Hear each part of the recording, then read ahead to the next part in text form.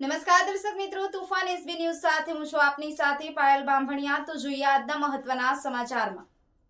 ઝઘડિયાના 5 વર્ષીય ત્રિશિવસિંહ પરમારે પ્રથમ ઉત્તરવાહિની નર્મદા પરિક્રમા પૂર્ણ કરી।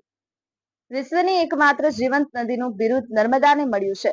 એટલું જ નહીં, ગંગા સ્નાને યમુના પાને જ્યારે નર્મદાના દર્શન માત્રથી જ પાપનો વિનાશ થાય છે, ત્યારે ફાગણ વદ અમાસથી શરૂ થયેલ નર્મદા જિલ્લામાં આવેલ માત્ર પંચકોશી ઉત્તરવાહિની નર્મદા પરિક્રમાનો પ્રારંભ થયો હતો।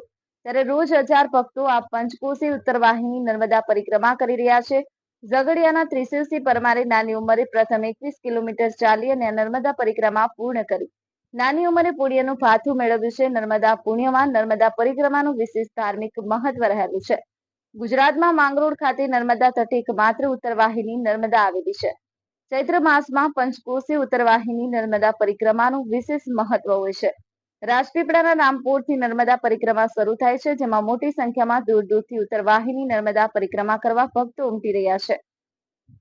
ત્યારે મોટી સંખ્યામાં ઉત્તરવાહિની નર્મદા પરિક્રમા કરવા લોકો જઈ રહ્યા છે, જેમાં ઝઘડિયા ગામે રહેતા ત્રિશિવસિંહ પરમાર તેમના પરિવાર સાથે 5 વર્ષની ઉંમરમાં પહેલીવાર ઉત્તરવાહિની નર્મદા પરિક્રમા કરી છે।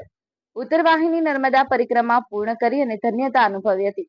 આ પરિક્રમા 3 વાર કરવાથી 3750 કિલોમીટર પગપાળા પરિક્રમા કરવાનું ફળ મળે છે અને 71 પેઢીનો મોક્ષ મળે છે, જેના દર્શન માત્રથી પવિત્ર થવાય તેવી એકમાત્ર ઉત્તરવાહિની ગુજરાતમાં નર્મદા જિલ્લામાં આવેલી છે।